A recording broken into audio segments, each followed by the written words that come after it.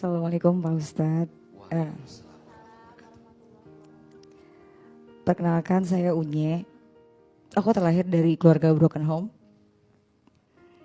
30 tahun gak pernah ketemu sama papa. Dan di umur aku 2 tahun, mama ninggalin mungkin kerja. Dan aku tinggal sama nenek.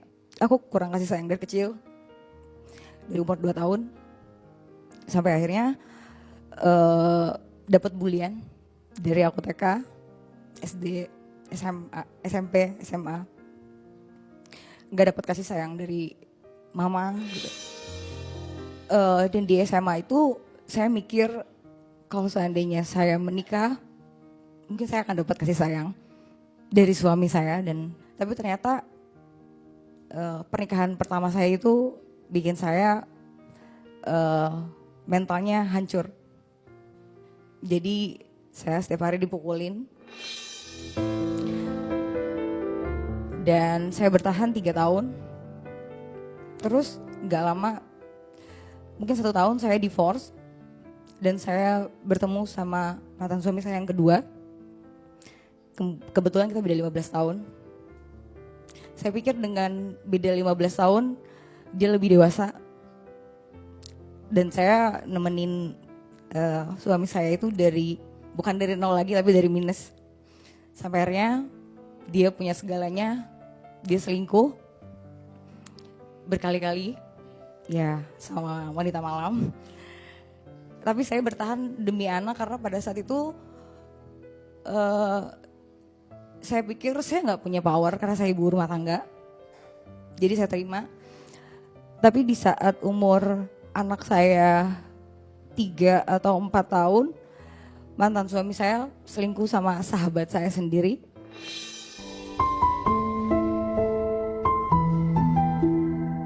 Di tahun 2016 atau 17, mental saya berantakan Pak Ustadz. Saya ke psikiatri dan saya didiagnosa bipolar disorder dan borderline personality disorder. Tato saya banyak, saya suka menyakiti diri karena saya mungkin dari kecil nggak ada teman curhat. Jadi setiap saya sakit hati, saya harus menyakiti diri saya sendiri. Pertanyaan saya tuh, apakah ada hubungannya mental health dengan agama, trauma saya dari kecil gitu. Karena di saat saya depresi, jangankan Allah yang saya ingat Pak Ustadz, diri saya aja saya gak inget gitu. Dan saya kerja di sosial media. Di saat nanti saya mungkin sudah bertaubat, saya sudah di jalan Allah, di saat saya meninggal, apakah konten saya, foto-foto saya akan menjadi dosa jariah untuk saya di saat saya sudah meninggal nanti, dalam keadaan saya sudah di jalan Allah, apakah itu akan menjadi dosa jariah atau tidak? Dan untuk tato saya itu seperti apa Pak Ustadz? Apa saya harus hapus atau enggak? Dan ibadah saya diterima atau tidak? Itu aja sih Pak Ustadz. Bunda. Iya, Yang pertama, hijrah itu berproses dan berprogres. Jalani sampai beres. Insya Allah sukses dan tidak akan jadi stres. Apa yang menguatkan kita? Zikrullah, ingat Allah, deketin sama Allah. Kak Unye bertanya, apakah ada hubungannya antara mental health dengan agama? Pasti. Kenapa banyak orang yang gelisah dalam hidupnya? Jauh dari Allah, kurang ingat sama Allah. Karena yang akan membuat hati tenang, zikrullah, berzikir kepada Allah.